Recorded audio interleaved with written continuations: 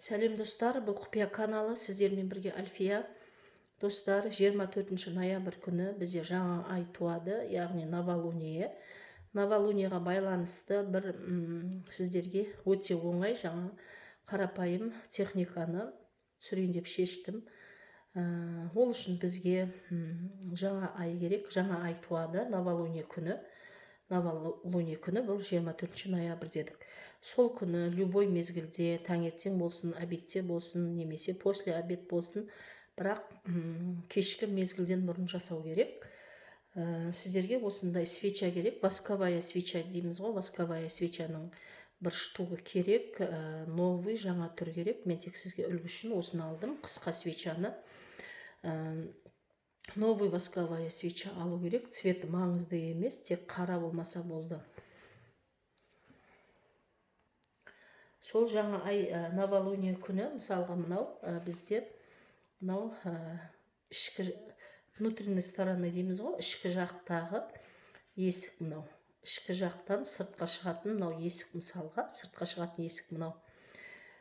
Табалдырықтың ішкі жағынан, сыртқы жақтан емес, іштен жасайсыз. Свечаны аласыз да, табалдырық, мынау табалдырық болса, мынау кіреберіс есік болса, мына жер табалдырық. Осының ортасына қоясыз да, свечаны осылай қойып қоясыз.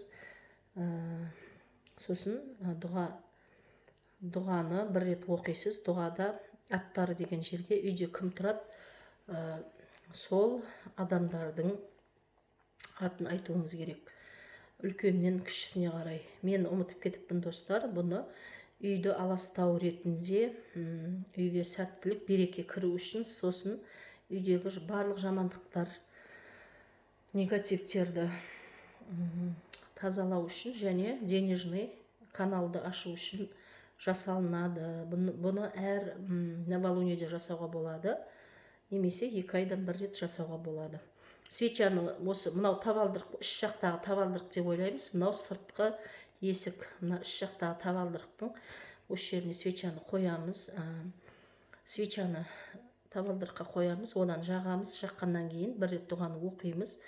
Оққаннан кейін аттар деген жерге аттарын айтамыз, үйдегі тұратын адамдардың. Одан кейін свечаны любой, мына сол қолма, оң қолма маңызды емес, любой қолыңызға өстіп аласыз да, сағат тіліменен үйіңізді аластап шығасыз. Өстіп, үйіңіз сағат тілі мынаяқтан былай айналады, по часовой стрелке дейміз ғой. Барлық бөлмелерге кіріп, осымен былай адыраспамен аластаған сияқты, осы свечамен аластап, отпенен аластап шығасыз. Ванна, туалет барына кіруіңіз керек. Сөйтіп, сағат тілменен аластап, қайттан бұрынғы свечаны қойған жерге әкелесіз. Әкелгеннен кейін тағы дұғаны 7 рет оқисыз. Дұғаны оқисыз да, оқып болғаннан кейін мына свеча табалдырықта до конца жанып болу керек.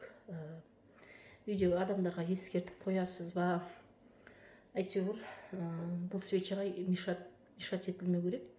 Еш нәрсе, сондықтан свеча жанып болғанын қадағалаймыз. Дұғаны 7 рет оқып боламыз. Оқығаннан кейін свечаны до конца жанып болғанын қадағалаймыз. Свеча жанып болды деп есептейік. Мысалға, мен сіздерге тек үлгі үшін свечаны жаққан жоқпын. Осындай қалдық қалады свечада түбінде жанып болғаннан кейін. Бұны салфеткеге ораймыз да, любой ағаштың түбіне лақтырып тастаймыз. Бірақ бұл күн батқаннан кейін тастаймыз. Күн ұясына батады ғой, қазір күн сағат 6-да батады. 6-да батады. Күн батқаннан кейін любой ағаштың түбіне салфеткеге орап, со салфеткасымен түбіне лақтырып тастаймыз да, үстіне сахарный песок сеуіп тастаймыз. Болды достар, басқа еш нәрсе жасамайсыз. Үйге келесіз. Бұның эффекті 2-3 ай. Бірақ әр айда жасағыларыңыз келсе жасауға болады, ешқандай шектеу жоқ. Сәттілік достар.